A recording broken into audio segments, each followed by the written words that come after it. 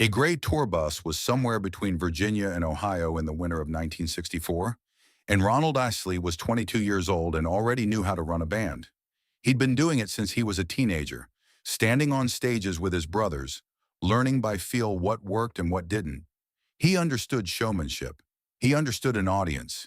He knew within the first 8 bars of a set whether a crowd was with you or just waiting to see what happened next.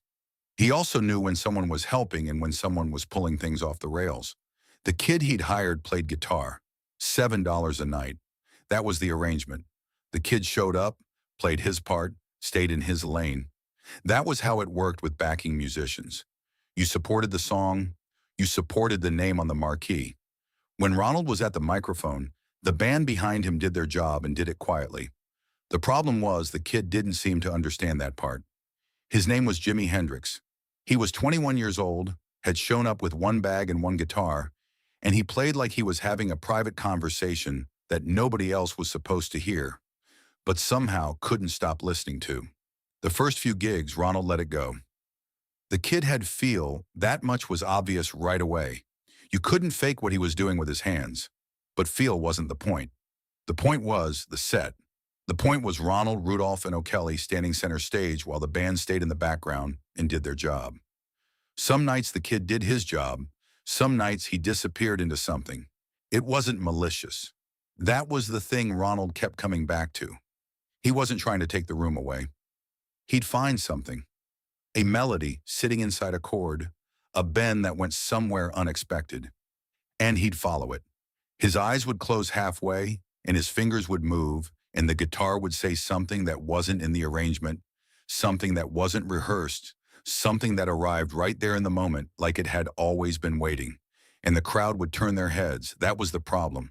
The crowd would turn their heads and they wouldn't always turn them back. Ronald talked to him twice about it.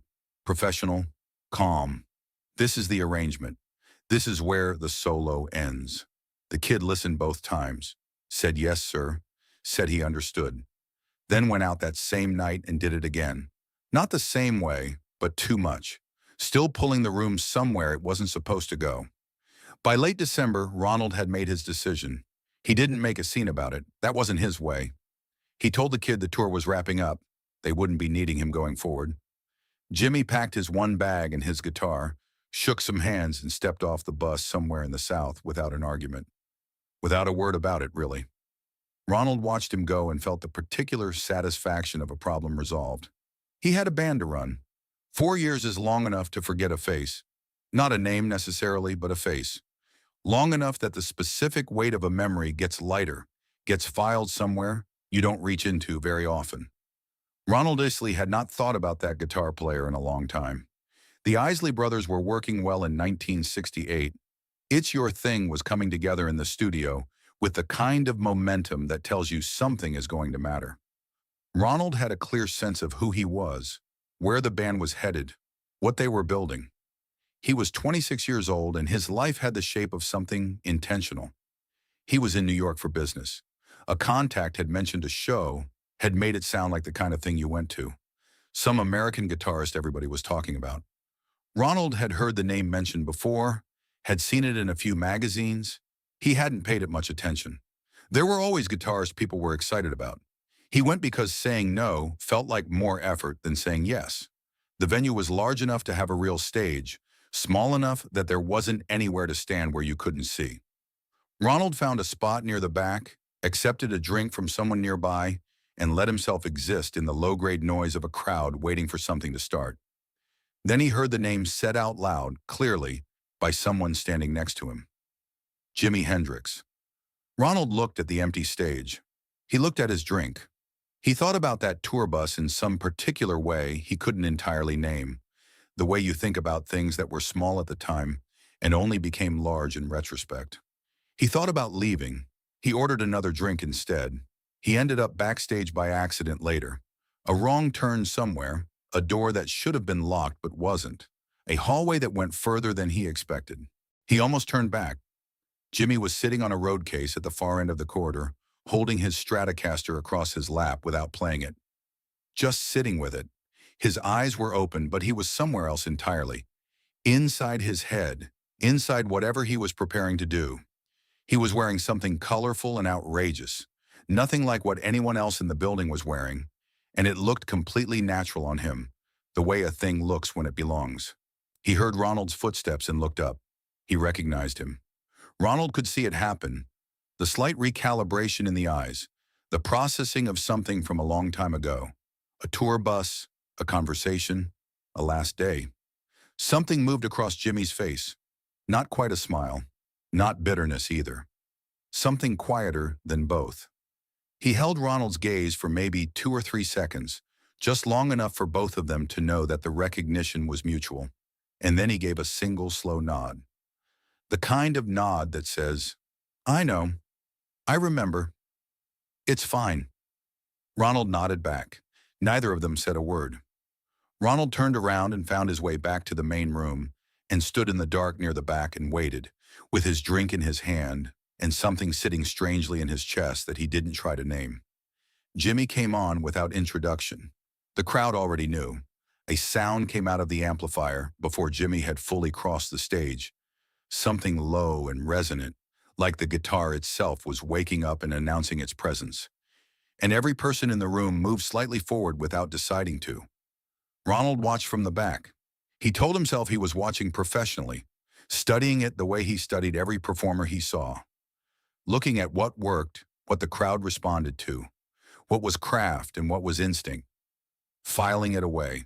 That lasted maybe a minute and a half. The first thing Ronald noticed wasn't the volume or the showmanship. It was the way the room leaned. The whole room at once, without a signal, like the air itself had shifted weight and people were following it without knowing they were moving. By the time the first song hit its middle section, Ronald wasn't studying anything. He was standing completely still with his drink getting warm in his hand and his mind trying to catch up to what his ears were receiving. It wasn't the volume. It wasn't the way Jimmy moved on stage, though he moved like nobody else. Like the guitar was something that happened to his body rather than something he was holding. It wasn't any single thing you could point to and explain to someone who hadn't been there. It was the specific quality of the silence between notes, the way Jimmy would let a phrase end and then just wait, a half second, a full second, while the sustain faded and the room held its breath, and then come back in somewhere that felt both inevitable and completely unexpected. Like he'd left a space on purpose so the room could lean into it, and then filled it right when the leaning reached its limit. The crowd wasn't dancing. They were standing still and watching his hands. Not his face, not the stage. His hands. The way you watch something when you're trying to understand it, and understanding keeps arriving just a little too late to catch. That was how you knew what you were looking at. Ronald found himself leaning forward at some point without having decided to. Arms crossed, eyes fixed on the stage, his mind running backwards through years without his permission. A tour bus, Virginia to Ohio, $7 a night. A conversation he'd had twice and thought was settled. He'd looked at this person and seen a problem. He stood in the dark and thought about that. He thought about it for a long time while the music kept going and the room stayed quiet in that specific way rooms go quiet when no one wants to break what they're inside of. The lights came up slowly and the crowd came back to itself. People started moving, started talking, carrying the energy of something they'd been part of and needed to process out loud. Someone appeared beside Ronald, an acquaintance, a face he recognized from the industry. "Hell of a show," the man said. "Yeah," Ronald said. "I heard you know him. Someone told me you two go back." Ronald looked at the stage. The crew was already moving, breaking down equipment with the practiced efficiency of people who do this every night. Someone was carefully wrapping cables near the amplifiers. Someone else was lifting a white Stratocaster and setting it into its case with both hands, slowly, like it was something that deserved the care. "Used to," Ronald said. The man started saying something else, and Ronald stopped hearing it. He found his coat. He said goodbye to no one in particular. He walked outside into the cold and took a cab and sat in his hotel room for a while with the lights off, not quite ready to turn them on, not entirely sure what he'd do once he did. Nobody brought it up directly after that. That wasn't how the music business worked, and it wasn't how Ronald Isley worked either. But there is a record, early 1969. The Isley brothers back in the studio, working through arrangements for a new album. The musicians who worked those sessions would mention later, in scattered interviews over the years, that something had shifted in what Ronald wanted from the guitar parts. The arrangements were looser. There was more air in them. He kept asking for something raw, something that felt like it was being decided in the moment rather than written down and followed. He never explained it during the sessions. He just kept asking until he got closer to what he was hearing in his head. Ronald Isley gave very few interviews about Jimi Hendrix over the years. When he did speak about him, he used words like gifted and one of a kind. The kind of words you reach for when the real ones would require more time than the question leaves room for. But once, late in a long conversation, someone asked if he'd had any early connection to Hendrix before everything happened. Ronald was quiet for a moment. "I hired him when he was starting out," he said. "He was something even then. I just didn't know exactly what I was looking at." He didn't say anything else about it. There are things that happen in a life that don't require much commentary. You held something in your hands and you didn't know what it was. You made a reasonable decision with the information you had. Then you stood in the back of a room years later and watched that thing fill a space so completely that the room forgot to breathe. Ronald Isley was 22 years old and running a band and had a problem to manage. He managed it. Some doors close cleanly and some close in a way you keep hearing for a long time after. This one was the second kind.